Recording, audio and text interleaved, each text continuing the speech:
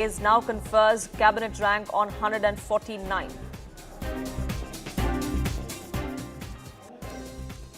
Supreme Court upholds Madras High Court order barring daily namaz at the Dargah atop the sacred Madurai Hill, upholds ban on animal sacrifice inside the premises of the Dargah. After back-to-back setbacks, Vijay's Jananayagan team agrees to send the movie to revising committee to review it. Supreme setback for Kuldeep Sengar in the custodial death case. Top court refuses to hear his bail plea, says it is debatable that in offence of such moral turpitude, he would be eligible for remission. BJP councillor from Mumbai proposes an introduction of a congestion tax in in the financial capital's central business districts to reduce traffic pressure and improve air quality. Bangladesh prepares for elections, first since mass uprising ousted Sheikh Hasina. BNP and Jamaat contest while Awami League is barred. CNN News 18 reports from on ground in Dhaka.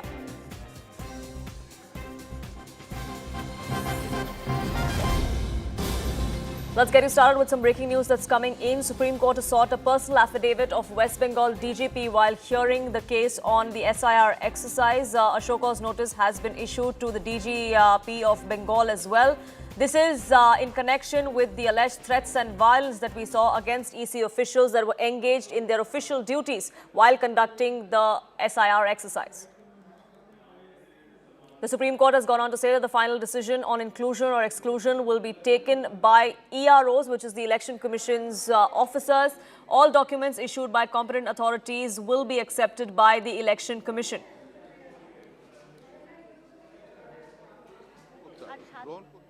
ভাই আপনি বলে দিন তাহলে আমাকে আপনি বলে দিন না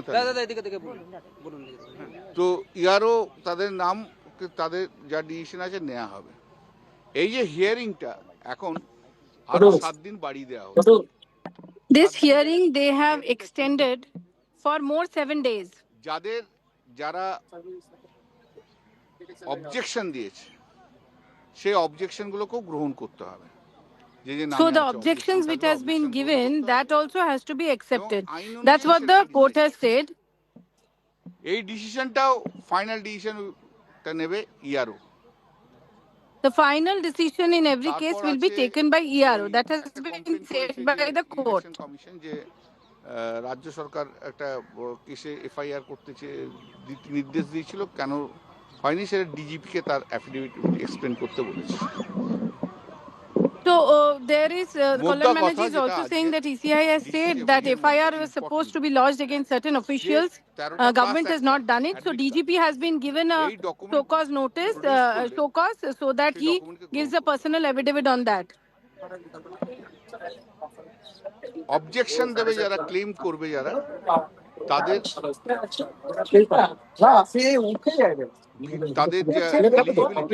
সেটাকে So ERO is the person who will take the final decision.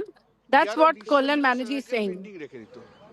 Micro observer, election commission, pending. সেটা আর চলবে না election commissioner decision is final. ERO decision is final. ERO's decision is final. Kalyan Banerjee there, right after the verdict in the Supreme Court, coming out and briefing the press, going on to talk about the show cause notice and the affidavit that the DGP of West Bengal will now have to file as per directions from the Supreme Court. Kamalika, my colleague who was just translating Kalyan Banerjee, is also joining us, getting us more details on this. This is going to be a crucial notice that the DGP has to respond to, because it looks like there is some amount of responsibility that has been put in by the court on the DGP and the police force for being unable to stop the kind of violence that we saw during the SIR exercise. See, there are 2-3 things which is very important in today's hearing that has come up from the court. Number one is obviously a show cause notice, show cause to the DGP, where the DGP has been asked to file a personal affidavit and give the reasons for which the Election Commission has stated certain law and order issues. They have pointed out certain law and order issues. And also there were certain decisions to be taken against certain officials of certain officials of state government who are EROs and AEROs. So the DGP has to give a personal affidavit. That's what the court has said. Now that is definitely something which is very big and which the Election Commission was asking for. On the other hand, this is a case obviously which Mamta Banerjee did against the Election Commission. Here, 8,500, near about 8,500 micro observers. They were against the micro observers, and there also the court has said that the micro observers, that the observers now will be from the state government, as state government has already given a list. They have to report and immediately start the work. Now the point is, 14th February, the final list was supposed to come out. Now court has given an extension of 7 days. We know that in various districts, hearing has also not completed, and the CEO of Bengal already has written a letter to the Election Commission of India to extend the date. So one thing is very clear, that the final roll will not come out on 14th February. Now, that is something which is very important, because with the present situation, and with the court's direction, there is in no way the roll will come out, that electoral roll. The final electoral roll, which was supposed to come out on the 14th, will not come out, because this extension has to be there. The Supreme Court's order, if they go by the Supreme Court's order, then in no way that this extension means that if it is till 14 February, then in no way this final roll will come out, number one. Number two, today's court's observation and court directions are to some extent 50-50 for both Mamta Banerjee and for Election Commission. Sure. For Mamta Banerjee, the point is that Election Commission will now have to work with the state-appointed observers that will be appointed by tomorrow or today itself. That's what the court has said. Because micro-observers was something which the Trinamool and Mamta Banerjee was opposing. But at the same time, the show cause to DGP is something which is very important and which has a weight. And the fact that the entire thing will again be delayed, and 14th February, the final roll. So that extension has come to the fore from the Supreme Court, and notices have been issued. A personal affidavit also needs to be furnished by the Bengal DGP. Kamalika, do stay on with us. Ananya also joining us, getting us more perspective. Ananya, what else transpired during the hearing in court? Is it a mixed bag, like Kamalika was also pointing out? Well, it is in fact a hearing that always comes up with a lot of drama happening. Last time we saw Mamta Banerjee appearing herself again. However, this time, Sham Diwan was appearing for Mamta Banerjee, and clearly pointing out that, there had been certain discrepancies. There was AI software that was at play, and that is why, these kinds of notices have been issued. However, one very important aspect of this hearing was with regards to how, the enumeration forms were being burnt, and there had been violence during this SIR process that is there. And that's exactly why the Supreme Court has now issued a notice to the West Bengal DGP. If you remember, CNN News 18 had actually broken down for its viewers affidavit that the Election Commission of India had actually filed in a matter pertaining to West Bengal SIR, wherein it had very categorically alleged that, violence is something that is taking place in the SIR process in the state of West Bengal, unlike the other states where, the process has been completed peacefully. The election officials are being, attacked, and that, taking note of all of those submissions, now the Supreme Court has in fact issued a show cause notice to the West Bengal DGP. How would he respond, and what would be his defense is something that we'll have to wait and watch for. Right, do keep a track of what transpires. For the moment though, Ananya and Kamalika, thank you so much for getting us the latest. Shifting focus now to the big story that we're tracking here on CNN News 18. A high-speed luxury car crash has triggered massive outrage. This incident has come to the fore from Kanpur in Uttar Pradesh, where a Lamborghini rammed into pedestrians and stationary vehicles in the afternoon yesterday, that is Sunday. In fact, now the name of the driver has finally been added to the FIR over 18 hours later. Shivam Kumar Mishra, son of tobacco baron, has now been named in the FIR as he was the one behind the wheel. This comes after the FIR that was initially registered was against an unknown person. This despite the driver's identity being known. The incident took place on Sunday afternoon when that Lamborghini that was driven by Shivam Kumar Mishra went on a rampage in a busy market area. It rammed into pedestrians, into an auto rickshaw and a stationary motorcycle. 6 people have been injured in the crash so far, but pressure is mounting. There are questions that are being raised of police inaction as well. delayed action coming in from the Uttar Pradesh police. The teams finally reached the residence of the tobacco baron KK Mishra, where his personal security and bouncers were present. The door was not opened. The police was not welcome to any sort of investigation. And after nearly waiting for about 30 minutes, the police teams finally returned without any movement or momentum in this investigation. But the state government, which is now facing questions over whether or not there was some amount of leeway that was given to this particular individual because he was a privileged member, so to say, the son of a tobacco baron. The Deputy Chief Minister of the state has now come out and assured strict action, going on to dismiss all such claims of inaction by the police. देखिए, मैं आपको बताना चाहूँगा, ये high profile मामला था जिसमें hit and run का मामला था, जिसके बाद पहले तो इसमें एफआईआर लिखने में 4.5 घंटे लग गए। उसके बाद बाउंसर्स की मौजूदगी में कार को ग्वालटोली थाने में रखा गया और उसके बाद एफआईआर की फर्द में अब इसका नाम बढ़ा दिया गया है, जिसके बाद पुलिस के 2 सब इंस्पेक्टर, 2 कांस्टेबल इस वक्त जहां हम खड़े हैं, देखिए आप साफ देख सकते हैं कि 8/20 आर नगर यहाँ इस वक्त मौजूद है और पुलिस के ऑफिसर्स ने यहाँ दरवाजा खटखटाया और खटखटाने के बाद यहाँ किसी ने दरवाजा नहीं खोला। लगभग आधे घंटे तक प्रयास होने के बाद आप देख सकते हैं कि अंदर बाउंसर्स मौजूद हैं, 5 बाउंसर्स देखे जा सकते हैं जो वहाँ खड़े हैं, लेकिन दरवाजा किसी ने नहीं खोला। यानी कहीं ना कहीं पुलिस के नॉक करने के बाद भी इस दरवाजे को नहीं खोला गया और ऐसे में अब पुलिस की टीम निराश होकर यहाँ से लौटी और ये क्या माना जा रहा है कि अपने सीनियर ऑफिसर्स को इसको अवगत कराएंगे और पुलिस अपना नेक्स्ट प्रोसीजर करेगी, क्योंकि सब इंस्पेक्टर्स ने आइडेंटिटी बताई कि वो ग्वालटोली थाने से हैं और उसके बाद भी दरवाजा नहीं खोला गया। पहले जबकि देखिए माइक भी यहाँ सीसीटीवी कैमरा लगाया, उस कैमरे के इसमें ऑडियो कैमरा लगा, उसके उसने बताया यहाँ से कि मैं सब इंस्पेक्टर हूँ, ग्वालटोली थाने से हूँ, ये ऐसे मामले में पूछताछ खिलाया। उसके बाद ही दरवाजा नहीं खोला गया।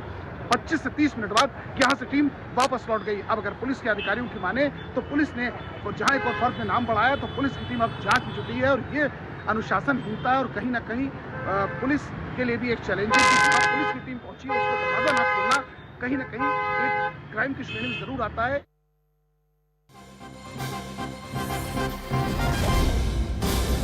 Amid allegations of inaction, delayed action by the police, the top cop has finally cracked the whip.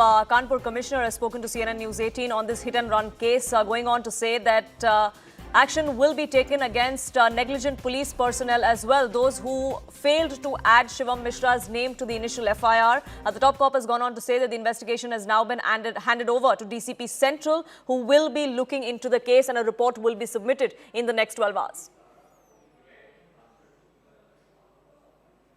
Hit and run के मामले में जहां एक और पुलिस ने एफआईआर दर्ज की, तो वहीं पुलिस का प्लान ऑफ एक्शन भी चालू हो चुका है। इस पूरे मामले की फैक्ट्स क्या हैं और उस पर क्या कार्रवाई हुई, इसको जानने के लिए न्यूज़ 18 टीम इस वक्त पुलिस कमिश्नर कानपुर रघुवीर लाल के साथ उनसे बात करते हैं। सर, हिट एंड रन का एक मामला आया, क्या इसमें अभी तक कार्रवाई हुई? सर, जो कल एक घटना हुई थी, लंबोगिनी से एक्सीडेंट हुआ था, जिसका चालक शुभम मिश्रा था और ये केके मिश्रा के बेटे हैं। वो खुद ड्राइव कर रहा था। वहाँ पे एक मोटरसाइकिल के साथ टक्कर होती है, जिसमें एक तौफीक नाम का व्यक्ति है, जिसको हाथ में और पैर में मामूली चोटें आती हैं। उनकी गाड़ी को सीज कर दिया गया है, अभियोग पंजीकृत कर दिया गया है। लड़का जो शिवम मिश्रा था, उनको थोड़ा शॉक जैसा लगा था, तो उनके साथ पीछे एक गाड़ी थी जिसमें उनके बाउंसर थे, तो बाउंसर ने शीशा तोड़ करके उनको गाड़ी से बाहर निकाला है और उनको हॉस्पिटल में ले जाने की बात कही है। वहाँ पे क्योंकि पब्लिक काफी इकट्ठे हो गई थी, तो हमारी पुलिस ने जाकर के लोगों को दूर किया है और उन गाड़ी को लेकर के, और जो इंजर्ड जो तौफीक था उनको लेकर के आए, तो उनका प्राथमिक उपचार कराया गया। प्राथमिक उपचार कराने के बाद उनको तुरंत ही मेडिकल से छोड़ दिया गया था और उनकी जो एप्लीकेशन मिली है उसके आधार पर एक अभियोग पंजीकृत किया गया है। तो ये एक्सीडेंट का मुकदमा है, इसमें गाड़ी सीज हो चुकी है। शुरुआती दौर में क्योंकि उनकी प्रार्थना पत्र में नाम नहीं था, लेकिन हमारी विवेचना में आया है कि शुभम मिश्रा इसका चालक था और वही उसके ऑनर भी है और उसमें कार्रवाई की जा रही है। और एक आरोप और लगाया गया है कि उनको बचाने का प्रयास किया गया है। तो बचाने का चाहे बड़ा है छोटा हो कोई फर्क नहीं पड़ता है, उसमें कानून अपने हिसाब से काम करेगा। कानून की जो धाराएं लगनी है उनकी सम्यक धाराओं के अंतर्गत अभियोग पंजीकृत कर दिया गया है। क्योंकि मामला 7 साल से कम की सजा का था, इसलिए इसमें गिरफ्तारी नहीं की गई है, परंतु जांच विवेचना करके शीघ्र ही इसमें चार्जशीट प्रेषित की जाएगी। सर, पुलिस की टीम उनके घर पे जाती है और पुलिस को देखने के बावजूद दरवाजा नहीं खोलते हैं, इसका आपने संज्ञान लिया है? क्या कोई जांच के आदेश भी दिए हैं? सर, इस प्रकरण में जांच के आदेश भी हैं, कुछ कर्मचारियों की लापरवाही के बारे में भी हमें जानकारी मिली है। इसके लिए हमारे डीसीपी जांच कर रहे हैं। यदि अगर कर्मचारी की किसी दोष पाया जाता है तो उनके खिलाफ भी कार्रवाई की जाएगी। उनके शुभम मिश्रा के घर पे मैंने टीम भेजी थी अपने, जब हमारे विवेचक गए थे, एसएचओ गए थे, तो शायद घर के लोग जो डरे भी हैं और उनके यहाँ पर काफी मीडिया का जमावड़ा होने की वजह से वो लोग अभी जो है चिंतित प्रतीत होते हैं, तो कोई बोलने को तैयार नहीं है। तो हमने कहा कि ठीक है, हम अपनी टीम फिर से भेजेंगे, उससे पूछताछ की जाएगी, लड़के से भी पूछताछ की जाएगी और जैसे मैंने बताया कि सुसंगत धाराओं के अंतर्गत 4 अभियोग पंजीकृत किया गया और चार्जशीट प्रेषित की जाएगी। तो आपने देखा हमारे साथ ये रघुवीर लाल, जिनका साफ कहना और मानना है कि दोषी बख्शा नहीं जाएगा और इस पूरे प्रकरण में लापरवाह पुलिस कर्मियों के खिलाफ कड़ी कार्रवाई होगी। इसकी जांच डीसीपी सेंट्रल को दी गई और 12 घंटे के अंदर इसकी रिपोर्ट के आधार पर अग्रिम कार्रवाई की जाएगी। जर्नलिस्ट आशीष पांडे के साथ Amit Ganju, news 18 Kanpur.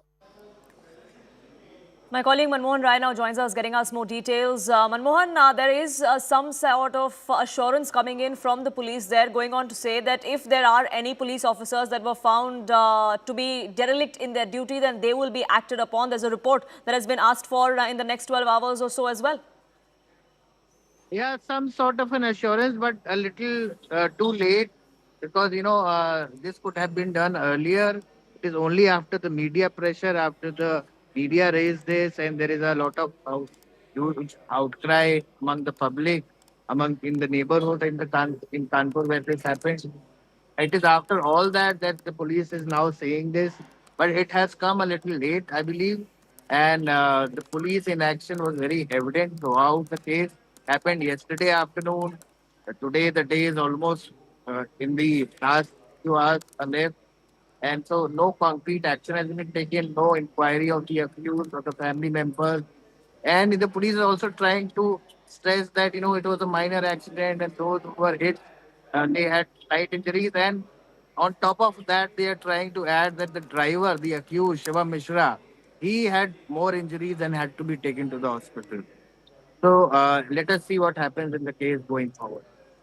But what about the investigation so far? What we're learning is that Shivam Mishra is still untraceable. There is no clue as to what his whereabouts are, Manmohan? Yeah, that is what he's saying, in the bite of the police commissioner that we just played. He's not talking about the location of the boy or where he is. Has the police been able to pinpoint? In fact, he's trying to stress that the family is scared and the family needs time to sort of relax and think over it. And probably that is what he said, that the family seems to be scared and a little anxious. So they are giving them time. So that is very evident. If you go through the statement, you can make out what the police is trying to say, actually. Right, Manmohan, do stay on with us because a similar script seems to be playing out, at least as far as the Mishra family and their legal counsel is concerned. No word from Shivam Mishra or his father so far, but his counsel, his legal team has now come out and put out a statement. In fact, Shivam Mishra's lawyer has gone on to say that we will be seeing this court case tomorrow and that Shivam was not driving. In fact, he wasn't in the driver's seat of the Lamborghini is the claim that Shivam Mishra's legal team now seems to be making. Also alleging that it was Shivam Mishra's driver, Mohan, that was driving the Lamborghini at the time of the accident.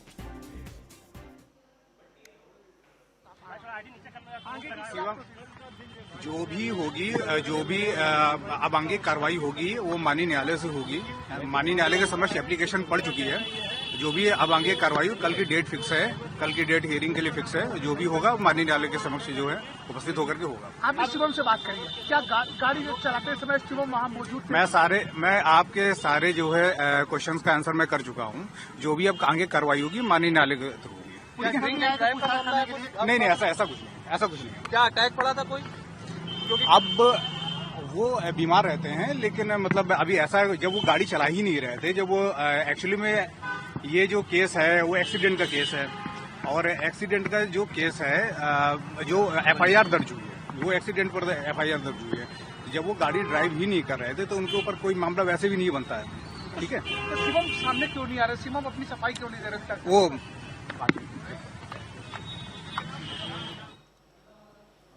Manmohan, my colleague, continues to be with us. Manmohan, the lawyer of Shivam Mishra there coming out and saying that he wasn't driving at all. It was his driver that was behind the wheel. But the video that we had accessed here on CNN News 18 goes on to show his bodyguards, his bouncers, actually pulling him out from the driver's side, isn't it?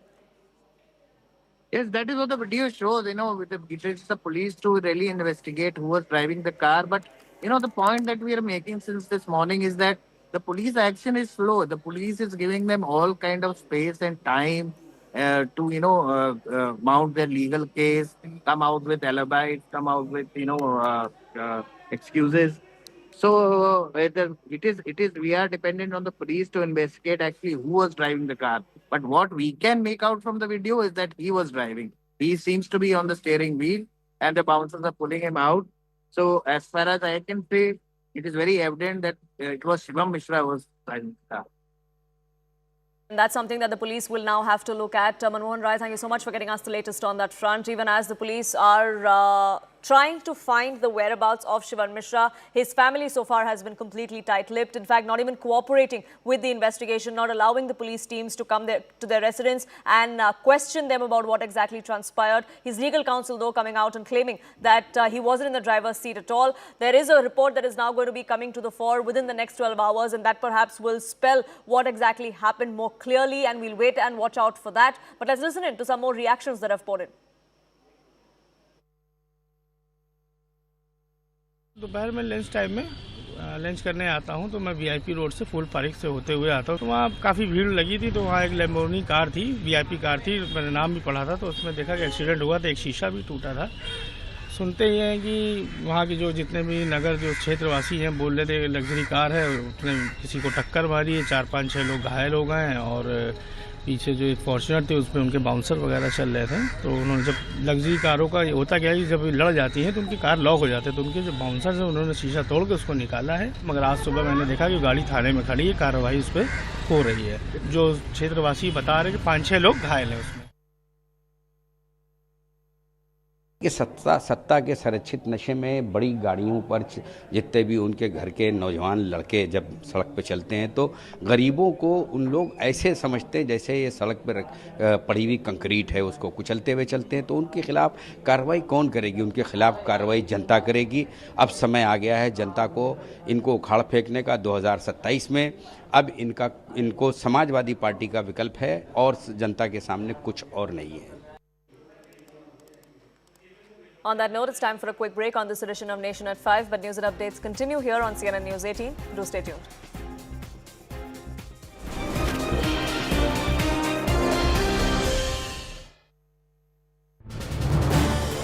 This is News 18 Network.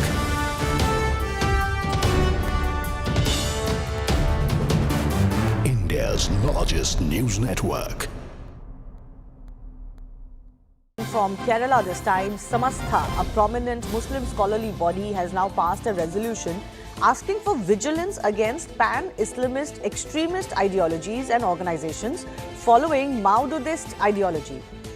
These are organizations like the Jamaat-e-Islami.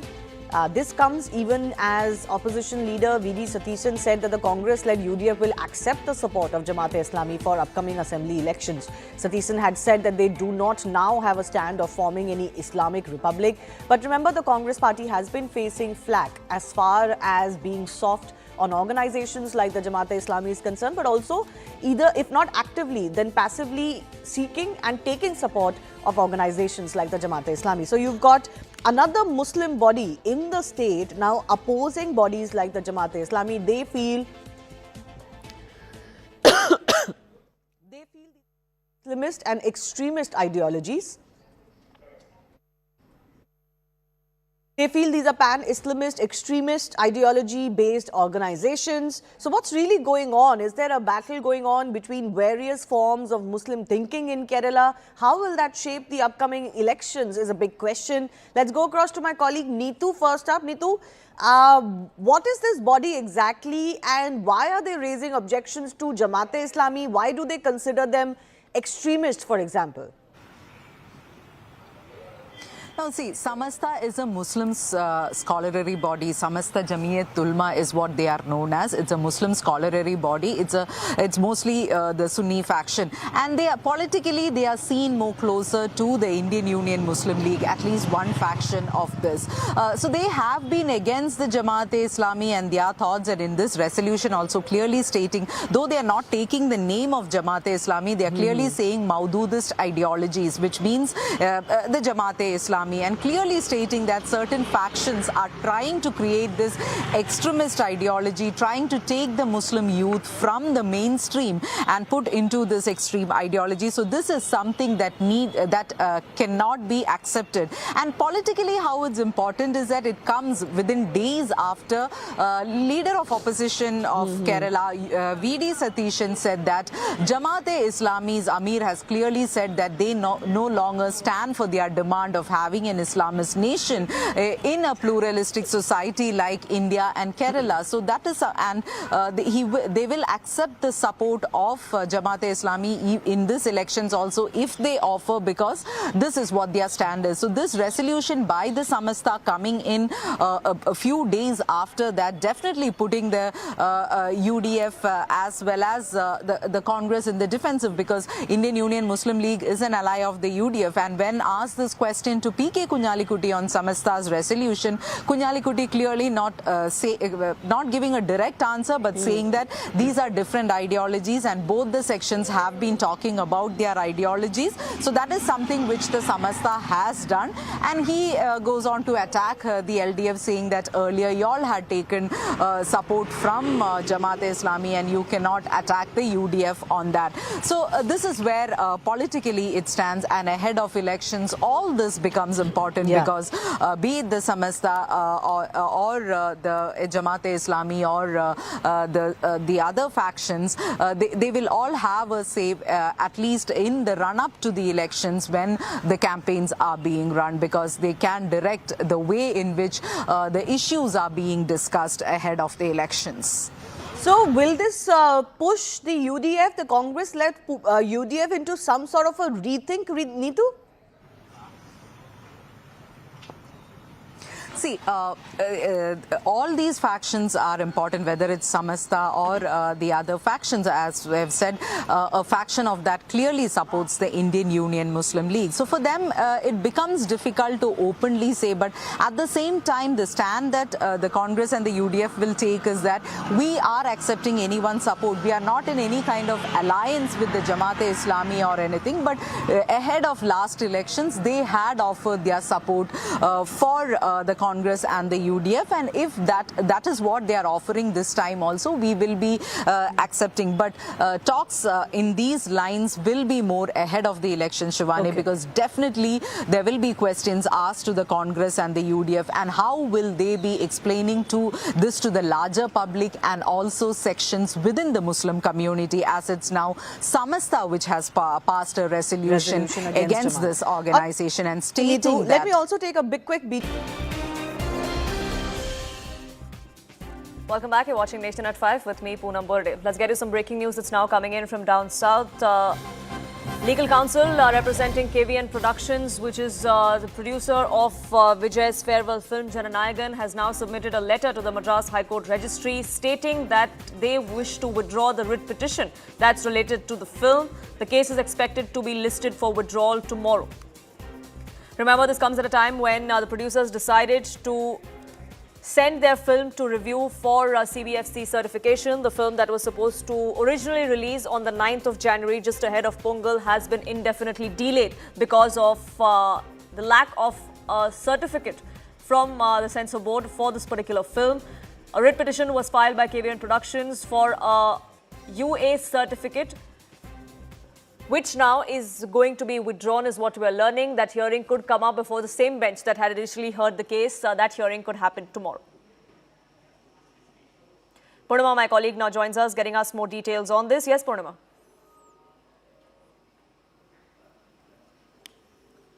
Well, we had earlier reported that Jananayagan producer is planning to approach the revising committee to review the film, and they've decided to withdraw the case. Remember, when the case was heard in the Madras High Court, the makers were in fact asked to go back to the single judge headed by Justice P.T. Asha, and now we are given to understand that they are now withdrawing the case, and the producers will now be approaching the revising committee of the CBFC, and they will ask for a review of the film. So they are hoping that within the next 1 or 2 weeks there will be some positive news, but for the moment they do not want to approach the court. They have withdrawn the case. Right. Purnima, do stay on with us, because even as they have decided to not go ahead with this legal battle as far as Jananayagan goes, Vijay's poll debut is something that is being spoken of. The intensifying battle for Tamil Nadu elections, that is only getting more momentum. A top TVK source has now confirmed that actor-turned politician Vijay is likely to contest from 2 seats in these upcoming elections. According to that source, Vijay has finalized these 2 seats, one of which is in Chennai and the other is Trichy East. The actor-turned politician is expected to file his nomination from either of these, and both of those choices, in fact, do signal a strategic push, not only to expand his party's presence across key urban and regional strongholds, but also to send a message to the DMK. Both of these constituencies are held by the DMK at this particular point. This is a message that Vijay seems to be sending out, that he is not backing down from a fight. Now, this comes at a time when there's widespread speculation about the actor's political debut, even as his political rivals are counting him out. Both the AIA-DMK and the DMK have hit out at Vijay, claiming that he is no competition at all.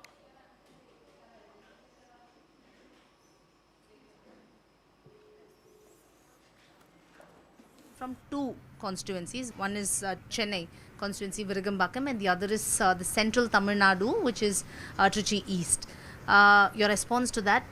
See, that is his wish, his party, wherever his party wants him to contest, or if there is no party, if he wants to contest, he can contest. He's also chosen places where the DMK MLAs are currently present. We are safe because of the performance of the state government. People are going to vote, and the state government performance had reached every household in Tamil Nadu, so they are with us. அவர் ஊழல்வாதி என்பதற்கு அவர் பணம் கட்டுறது சாட்சி. நீங்க நீதிமன்றமே தீர்ப்பு கொடுத்துருது. Sir, அவர் எங்க வெளியில் வந்திருக்காரு? ஏதோ ஒரு கட்சி ஆரம்பிச்சாரு, அவ்வளவுதான். ஒரு சம்பவம் நடந்து போச்சு, நடக்க முடியாத ஒரு சம்பவம் நடந்து போச்சு. அந்த சம்பவத்தில் இருந்து 72 நாட்கள் வீட்டை விட்டே வரல. இது வரைக்கும் எத்தனையோ கட்சி தலைவர் இருக்கிறாங்க. ஆனா ஒரு சம்பவம் நடைபெற்ற பிறகு அதை துணிந்து நின்று அதற்குண்டான தீர்வு காணுவதுதான் ஒரு அரசியல் கட்சியுடைய தலைவருடைய கடமையா இருக்கு. ஆனா கட்சி ஆரம்பிச்சுட்டு ஒரு துயரமான சம்பவம் ஏற்பட்ட உடனே 72 நாட்கள் வெளியிலே வரல. ஆபீஸை மூடிட்டாங்க 5 நாள். யாருமே கிடையாது. கட்சி இருக்குதா இல்லையாங்கிற நிலை ஏற்பட்டு விட்டது. இதுதான் நிலைமை தமிழ்நாட்டுடைய நிலைமை. Well, we'll keep a track of what transpires in that poll-bound state, but it's a wrap from my side on this edition. Thank you so much for tuning in. News and updates will continue, of course, here on Sierra News 18.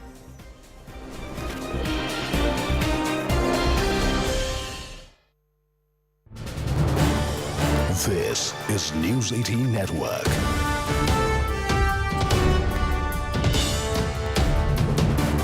India's largest news network. From Kerala this time, Samastha, a prominent Muslim scholarly body, has now passed a resolution asking for vigilance against pan-Islamist extremist ideologies and organizations following Maududist ideology. These are organizations like the Jamaat-e-Islami. This comes even as opposition leader V.D. Satheesan said that the Congress-led UDF will accept the support of Jamaat-e-Islami for upcoming assembly elections. Satheesan had said that they do not now have a stand of forming any Islamic republic. But remember, the Congress party has been facing flack as far as being soft on organizations like the Jamaat-e-Islami is concerned, but also either, if not actively, then passively seeking and taking support of organizations like the Jamaat-e-Islami. So you've got another Muslim body in the state now opposing bodies like the Jamaat-e-Islami. They feel Islamist and extremist ideologies They feel these are pan-Islamist, extremist, ideology-based organizations. So what's really going on? Is there a battle going on between various forms of Muslim thinking in Kerala? How will that shape the upcoming elections is a big question. Let's go across to my colleague Neetu first up. Neetu, what is this body exactly and why are they raising objections to Jamaat-e-Islami? Why do they consider them extremists, for example? Now, see, Samasta is a Muslim scholarly body. Samasta Jamiyat Ulma is what they are known as. It's a Muslim scholarly body. It's mostly the Sunni faction, and they are politically they are seen more closer to the Indian Union Muslim League, at least one faction of this. So they have been against the Jamaat-e-Islami and their thoughts, and in this resolution also clearly stating, though they are not taking the name of Jamaat-e-Islami, they are clearly saying Maududist ideologies, which means the Jamaat-e-Islami, and clearly stating that certain factions are trying to create this extremist ideology, trying to take the Muslim youth from the mainstream and put into this extreme ideology. So this is something that cannot be accepted. And politically, how it's important is that it comes within days after leader of opposition of Kerala, V.D. Satishan, said that Jamaat-e-Islami's Amir has clearly said that they no longer stand for their demand of having an Islamist nation in a pluralistic society like India and Kerala. So that is, they will accept the support of Jamaat-e-Islami in this elections also if they offer, because this is what their stand is. So this resolution by the Samasta coming in a few days after that, definitely putting the UDF as well as the Congress in the defensive, because Indian Union Muslim League is an ally of the UDF. And when asked this question to P.K. Kunjalikutti on Samasta's resolution, Kunjalikutti clearly not giving a direct answer, but saying that these are different ideologies and both the sections have been talking about their ideologies. So that is something which the Samasta has done, and he goes on to attack the LDF, saying that earlier you all had taken support from Jamaat-e-Islami and you cannot attack the UDF on that. So this is where politically it stands, and ahead of elections all this becomes important, because be it the Samasta or the Jamaat-e-Islami or the other factions, they will all have a say at least in the run-up to the elections when the campaigns are being run, because they can direct the way in which the issues are being discussed ahead of the elections. So will this push the UDF, the Congress-led UDF, into some sort of a rethink, Neetu? See, all these factions are important, whether it's Samasta or the other factions. As we have said, a faction of that clearly supports the Indian Union Muslim League. So for them, it becomes difficult to openly say, but at the same time, the stand that the Congress and the UDF will take is that we are accepting anyone's support. We are not in any kind of alliance with the Jamaat-e-Islami or anything, but ahead of last elections, they had offered their support for the Congress and the UDF, and if that is what they are offering this time also, we will be accepting. But talks in these lines will be more ahead of the election, Shivani, because definitely there will be questions asked to the Congress and the UDF, and how will they be explaining to the larger public and also sections within the Muslim community, as it's now Samasta which has passed a resolution against this organization and stating that. Let me also take a big quick BJP reaction. Shehzad Poonawalla is joining us. Shehzad, how do you read into this situation? Do you think the Congress facing not an opposition per se, but a... Hello and welcome to The Nation at 5. I'm Griha Atul. Now, in Karnataka, there are more number of ministers than there are MLAs. Now, we're saying that because there's been a massive cabinet expansion that has taken place in Karnataka, with Siddaramaiah government handing out cabinet rank and Minister of State rank generously. 54 more people have been given the status of Minister of State. These are the 54 people who were serving as heads of boards and corporations. So far, 149 people have been given cabinet and Minister of State rank in the state. So there are serious questions that are being raised about the burden that this is going to be costing the exchequer. And the BJP, of course, is slamming the Siddaramaiah-led administration over its latest move. So let's take a look at how does the maths play out as far as this allocation is concerned. Is this free for all? Is this a gravy train that all of these people are hopping on to? All of this at the behest of Siddaramaiah and his administration. So here's what we are looking at. Full-fledged ministers in Karnataka go up to 32, but the total ministerial position status right now is at 149. This is the full-fledged ministers. They are at 32. Cabinet rank has been granted to 43 of those ministers out of the 149. Now here's the catch. Again, Minister of State status has been granted to 11 MLAs, while if we further go and look at the non-rank MLAs, cabinet rank has been granted to 9 of the non-MLAs. And Minister of State rank has been granted to 54 of the non-MLAs. So that is where the questions are being asked. Or of all the non-MLAs which have been given this cabinet rank or Minister of State rank status, where is the money going to be coming in for the perks that are being required to be giving to these very many people, these new inductions that are being made? So more ministers than even MLAs in Karnataka, and there lies the curious question. Harish Upadhyay with all the latest. Harish, we have been discussing this. 134 MLAs, 149 ministers. What really is going on in Karnataka? Well, it's an attempt by the Congress government to please its MLAs and party workers. Remember, this government has 139 MLAs, only 32 in the cabinet. The cabinet reshuffle is not happening on time, which means you have to placate the rest of them. And that's happening via these cabinet ranks being given out to many who've been accommodated as boards and chairpersons of boards and corporations. Apart from that, you have the followers of the Chief Minister, Deputy Chief Minister, and other senior leaders who have to be accommodated in these boards and corporations. Some of them are part of the committee, the guarantee committee set up by the government, and they too enjoy a Minister of State rank, or some of them cabinet rank.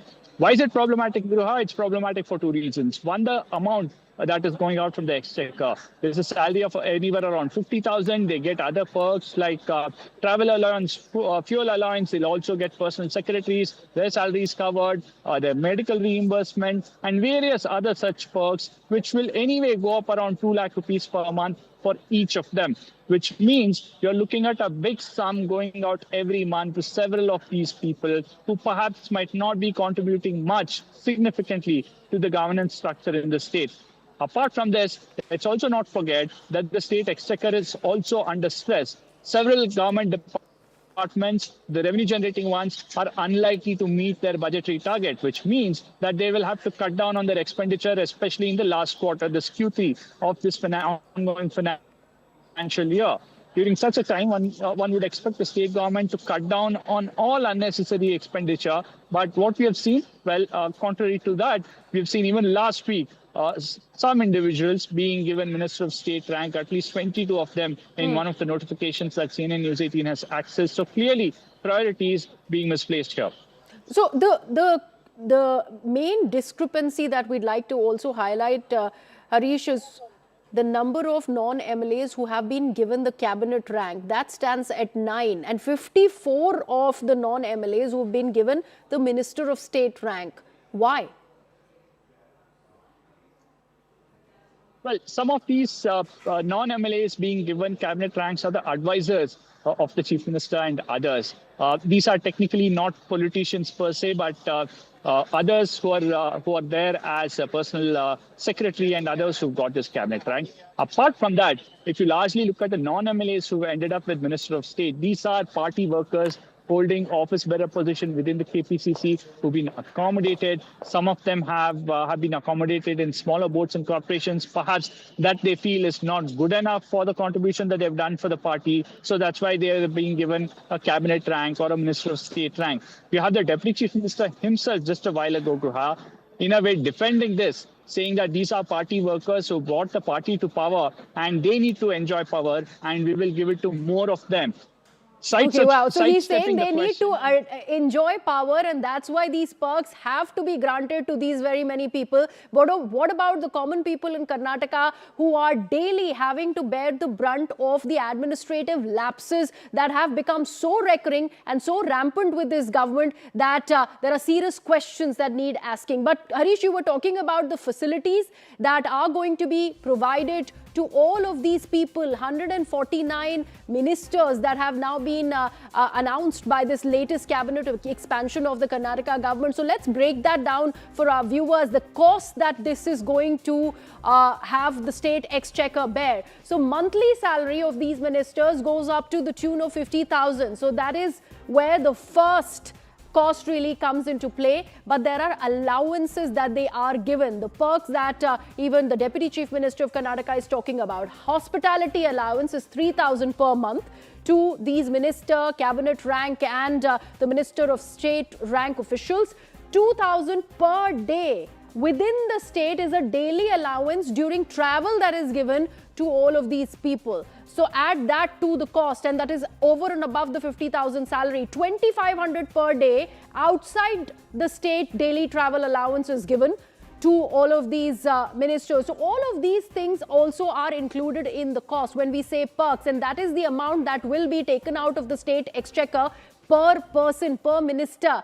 And that is what we are asking today. While the Karnataka government doesn't have the adequate funds or at least implementation or the will, who knows, for the common people of Karnataka, it is busy giving out and doling out these perks for the ministers that they continue to induct. In fact, we have opened our call lines for our viewers to call us. Tell us what they feel about this latest episode that we are seeing emerge out of Karnataka. We have the first caller who's now joining us from Hyderabad.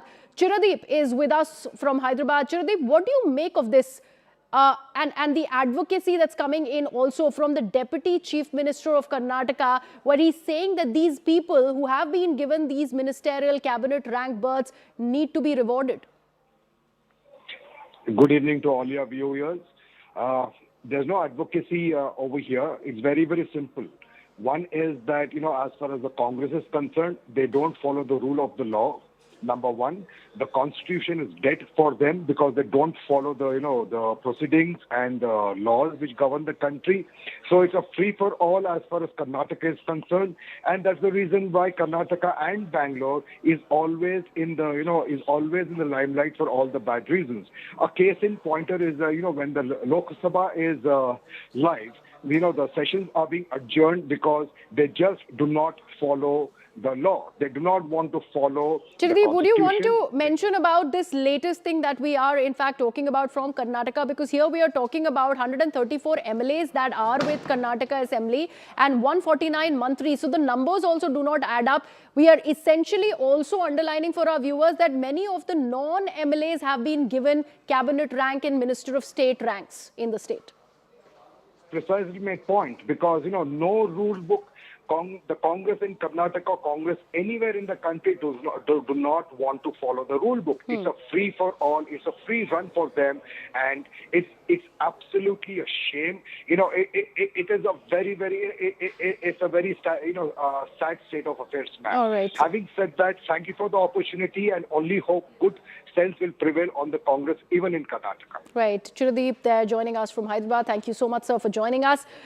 And Harish, in fact, continues to be with us. Harish, I was just breaking down that number that you were mentioning before our viewers. So it's not just restricted to the salaries alone that are given to these individuals. There are very many of the perks that also that salary comes along with. So that's over and above that 50,000 that is allocated for every member. And that is the cost that the state exchequer is having to bear.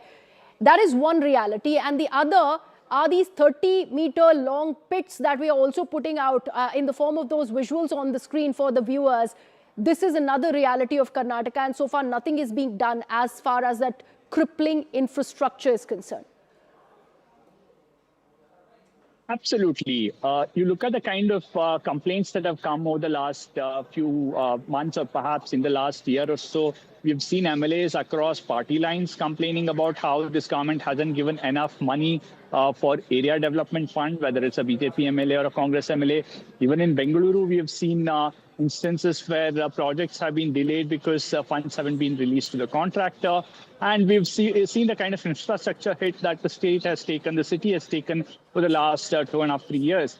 Despite that, if the government believes that it needs to reward the Congress party workers with cabinet ranks, Minister of State ranks, and then pay them not just salary, but other perks that a cabinet minister enjoys, then Gruha, that constitutional cap of not having more than 50%, 15% of the state's assembly strength as cabinet really goes for a toss, because then you've bypassed it by having this rank being given, but they're not being part of the cabinet, but still enjoying the perks. Absolutely, Harish. Thank you so much for breaking it down. So, in fact, in a very, very elaborate way for our viewers. So the question now is with the Karnataka Congress, with Siddaramaiah, with his deputy, and they need to answer those questions, at least for the people who they are choosing to govern, who have elected them to power in the state of Karnataka. We go into a very short break with that.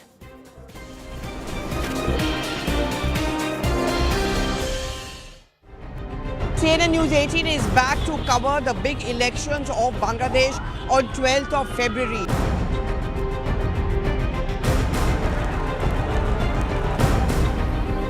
First of all, the biggest assurance which all the stakeholders will have to give is that there can be reform and development. It's a country which has been brutalized and bruised over the last 1 year.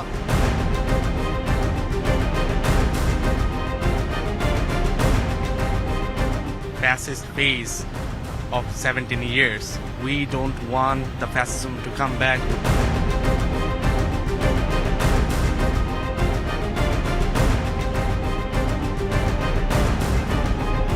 We can participate in the institution equally, irrespective of our gender, identity, religion, etc.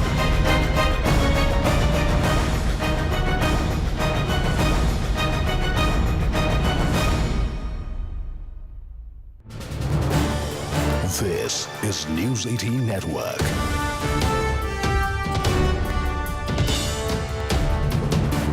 India's largest news network. From Kerala this time, Samastha, a prominent Muslim scholarly body, has now passed a resolution asking for vigilance against pan-Islamist extremist ideologies and organizations following Maududist ideology. These are organizations like the Jamaat-e-Islami. This comes even as opposition leader Vijay said that the Congress-led UDF will accept the support of Jamaat-e-Islami for upcoming assembly elections. Satisan had said that they do not now have a stand of forming any Islamic republic. But remember, the Congress party has been facing flack as far as being soft on organizations like the Jamaat-e-Islami is concerned, but also either, if not actively, then passively seeking and taking support of organizations like the Jamaat-e-Islami. So you've got another Muslim body in the state now opposing bodies like the Jamaat-e-Islami. They feel Islamist and extremist ideologies.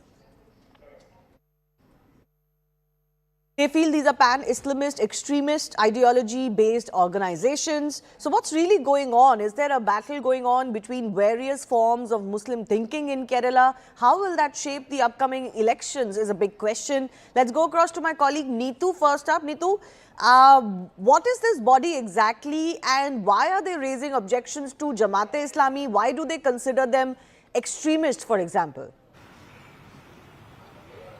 Now, see, Samastha is a Muslim scholarly body. Samastha Jamiyat Ulma is what they are known as. It's a Muslim scholarly body. It's mostly the Sunni faction, and they are politically they are seen more closer to the Indian Union Muslim League, at least one faction of this. So they have been against the Jamaat-e-Islami and their thoughts, and in this resolution also clearly stating, though they are not taking the name of Jamaat-e-Islami, they are clearly saying Maududist ideologies, which means the Jamaat-e-Islami Islami and clearly stating that certain factions are trying to create this extremist ideology, trying to take the Muslim youth from the mainstream and put into this extreme ideology. So this is something that cannot be accepted. And politically, how it's important is that it comes within days after leader of opposition of Kerala, V.D. Satishan, said that Jamaat-e-Islami's Amir has clearly said that they no longer stand for their demand of having an Islamist nation in a pluralistic society like India and Kerala. So that is, they will accept the support of Jamaat-e-Islami in this elections also if they offer, because this is what their stand is. So this resolution by the Samastha coming in a few days after that, definitely putting the UDF as well as the Congress in the defensive, because Indian Union Muslim League is an ally of the UDF. And when asked this question to P.K. Kunjalikutti on Samastha's resolution, Kunjalikutti clearly not giving a direct answer, but saying that these are different ideologies and both the sections have been talking about their ideologies. So that is something which the Samastha has done. And he goes on to attack the LDF, saying that earlier you all had taken support from Jamaat-e-Islami and you cannot attack the UDF on that. So this is where politically it stands, and ahead of elections all this becomes important, because be it the Samastha or the Jamaat-e-Islami or the other factions, they will all have a say at least in the run-up to the elections when the campaigns are being run, because they can direct the way in which the issues are being discussed ahead of the elections. So will this push the UDF, the Congress-led UDF, into some sort of a rethink, Neetu?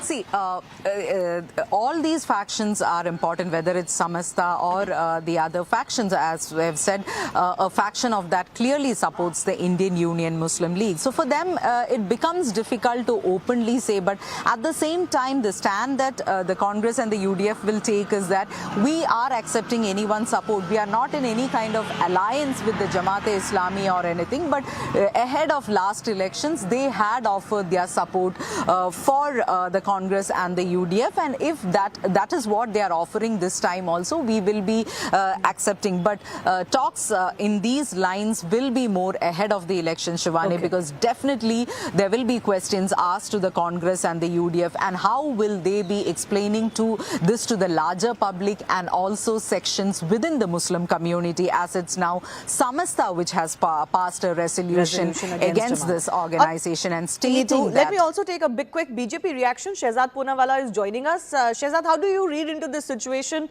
Do you think the Congress facing not an opposition per se, but a reminder from another Muslim organization will possibly force a rethink within the UDF? You see, Congress is no longer Indian National Congress. It is I Need Islamic Caliphate. And they want to create an Islamic Republic in Kerala, because the Jamaat has openly said this. And then the Jamaat is being supported by the leader of opposition of the Congress party. Openly they are saying that we are taking support of Jamaat. By the way, they have already had an arrangement with the IUML. In Bengal, they have arrangement with Furfura Sharif. Now they have arrangement with Jamaat. They have also taken arrangement with SDPI, PFI in the past. So you see, there is a complete capitulation towards Sharia-based Islamic Republic system. And Congress does not want Samvidhan, it wants...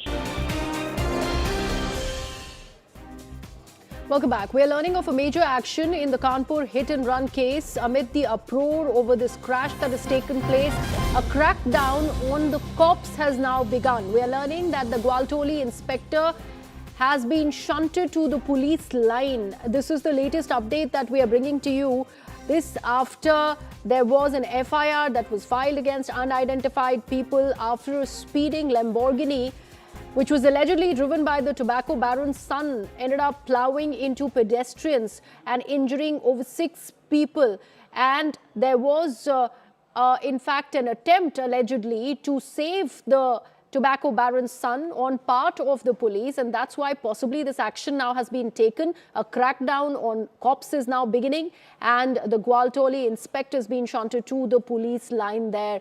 Latest development that is coming in. My colleague Amit Ganju is now joining us on the broadcast. Amit, सबसे पहले तो ये बताइए कि ये क्या है पूरा मामला। सबसे ये जो इंस्पेक्टर हैं ग्वालटोली को, उनको बुलाया गया है पुलिस लाइन में, पूछताछ जारी है, क्योंकि बहुत सारी ये खबरें आ रही थी कि जो टोबैको बैरन है शिवम, जो उनके बेटे हैं शिवम, उनको बचाने की कोशिश की जा रही थी। देखिए, मैं आपको बताना चाहूंगा, ये कल लगभग 3 और 3:30 बजे का एक मामला है, जो हिट एंड रन का मामला है, जिसमें ये एक स्पोर्ट्स कार सड़क पर उतरती है, जिससे लोग इसके मॉडल को भी आइडेंटिफाई नहीं कर पाते कौन सा मॉडल है, क्योंकि उस गाड़ी की स्पीड लगभग 140 के आसपास थी। और जो प्रत्यक्षदर्शी, उनका साफ कहना था कि ये इतना ओवर स्पीड थी कि इसने इसका बैलेंस बिगड़ा और उसने कई लोगों को हिट किया। और उसके बाद उसमें गाड़ी में कुछ बाउंसर्स थे, जिसने उनको बाहर निकाला और वहां से सेफ एंड सिक्योर निकाल के ले गए। मगर क्योंकि क्राउड ज्यादा था, पुलिस मौके पर पहुंची, उस गाड़ी को थाने ले आई। इन सब के बीच जहां एक और पहले अज्ञात के खिलाफ मुकदमा लिखा गया, मगर इसकी गंभीरता को अधिकारियों में पुलिस कमिश्नर रघुवीर लाल ने समझा और इस एफआईआर में शुभम का नाम जोड़ा गया है। पुलिस टीम रवाना की गई, पुलिस टीम के लिए दरवाजा नहीं खुला। उसके बाद इसकी सख्ती को देखते हुए और पुलिस की लापरवाही प्रथम दृष्टिया एसएचओ की देखने को मिली। इस एसएचओ के खिलाफ तत्काल प्रभाव में कार्रवाई करते हुए उसे लाइन हाजिर कर दिया गया, क्योंकि इस पूरे मामले की अब जांच डीसीपी सेंट्रल अतुल को दी गई है और उनसे साफ कहा गया है कि 12 घंटे यानी शाम को 4 बजे के आसपास ये निर्देश, कल शाम से पहले रिपोर्ट टेबल पे होनी चाहिए। इसी कड़ी में प्रथम दृष्टिया इंस्पेक्टर ग्वालटोली की ये लापरवाही है, क्योंकि उसने इसमें हीला हवाली की, पहले अज्ञात में एफआईआर लिखी, उसमें नाम नहीं लिखा, जबकि आमतौर पे केसेस होता है जिसके नाम गाड़ी हो और सीसीटीवी फुटेज में शिवम दिख रहा, उसके बाद भी उसके खिलाफ उसका नाम ना डालना, ऐसे तमाम चीजें लापरवाही की श्रेणी में आता है, जिसके बाद पुलिस कमिश्नर ने इसमें एक्शन लिया। जी, thank you so much for that. This is the latest update that's coming in now. Crackdown on cops is beginning in the Kanpur hit and run case. We leave it at that. It's over to my colleague Shivani Gupta for Plain Speak.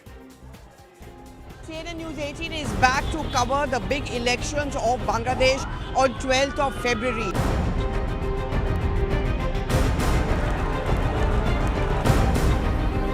First of all, the biggest assurance which all the stakeholders will have to give is that there can be reform and development. It's a country which has been brutalized and bruised over the last 1 year.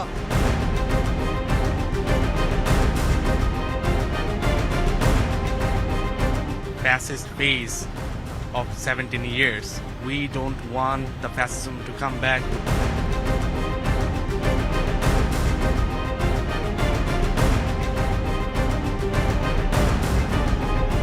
We can participate in the institution equally, irrespective of our gender, identity, religion, etc.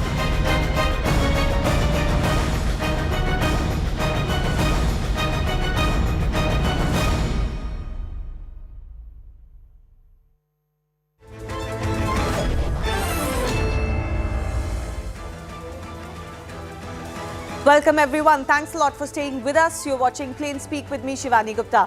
As Tamil Nadu moves into election mode, Talapati Vijay has positioned himself as the most watched political variable. For months now, Vijay has been laying the groundwork, rolling out his party structure, sharpening his pitch and signalling that his politics will speak directly to youth aspirations and for change beyond the traditional binaries. But amidst the buzz and speculation, the latest detail has sparked some political curiosity because reports suggest that Vijay is planning to contest the upcoming assembly elections not from 1 but 2 constituencies. While many view this as simple political pragmatism, contesting 2 seats could also be a strategic safeguard. As Vijay prepares for what could be the most consequential role of his career, the larger question is contesting 2 seats just a smart insurance policy for a first-time